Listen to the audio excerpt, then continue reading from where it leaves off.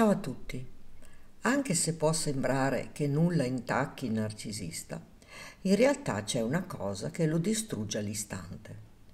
Vorrei precisare che il narciso ha come obiettivo quello di rovinare la tua esistenza, poiché è il solo modo che conosce per sentirsi veramente potente.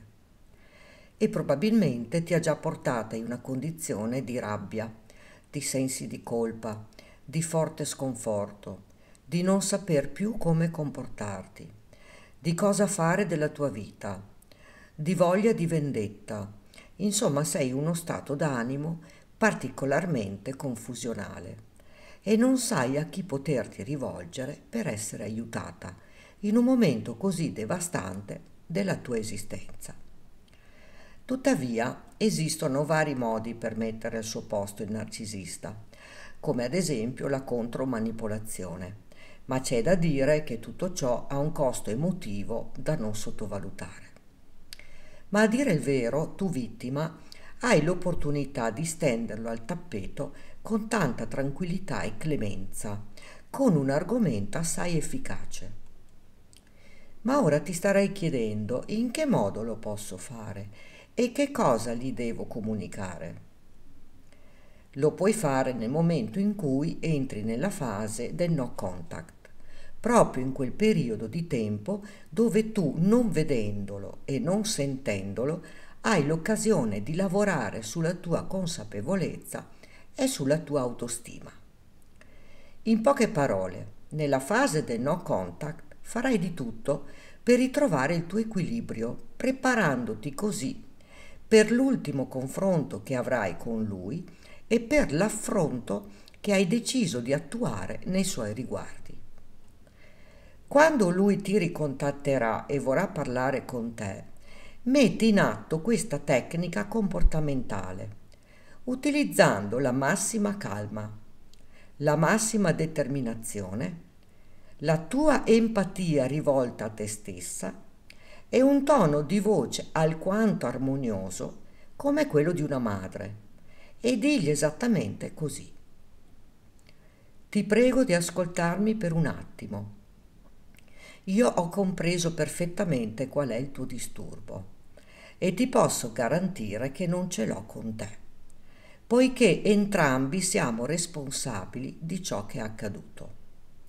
E per questo ti perdono, ma ritengo che il nostro rapporto debba terminare qui. La mia vita è troppo preziosa e non posso più permettermi di perdere il mio tempo con te. Questo è il più grande affronto che puoi fare al narcisista, poiché non gli darai modo di tenere aperta la famosa porticina del cucù, dato che lui è assolutamente incapace di interrompere le relazioni. Tale gesto da parte tua gli farà rivivere quel senso di abbandono che lo ha sempre accompagnato per tutta la sua esistenza. Si sentirà profondamente sconfitto e destabilizzato, a tal punto che potrebbe anche scoppiare in lacrime come un bambino. In breve, l'affronto più grande che puoi fare al narcisista è fargli presente che senza di lui sei riuscita a ricomporre la tua vita, raggiungere il successo e tutti gli obiettivi che ti eri prefissata di ottenere. Probabilmente, lasciandola andare verso il suo destino, gli provocherà un dolore talmente profondo che potrebbe anche mettersi in discussione con se stesso, oppure continuerà come niente fosse a seguire i suoi schemi mentali narcisistici.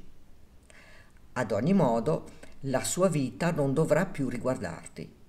Ora non avrai più accanto a te una persona che ti umiliava, che non ti amava, che non ti rispettava, che scaricava ogni sua frustrazione su di te, che ti diffamava con chiunque, che ti sfruttava e che ti manipolava.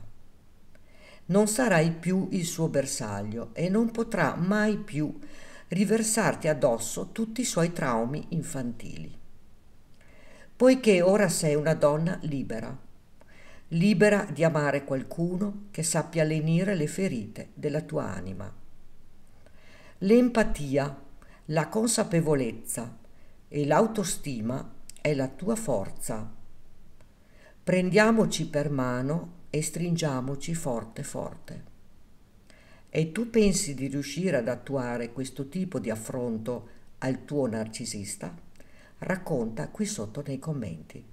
Ricordati di iscriverti al canale e di attivare la campanella, così potrai ricevere le notifiche dei nuovi video.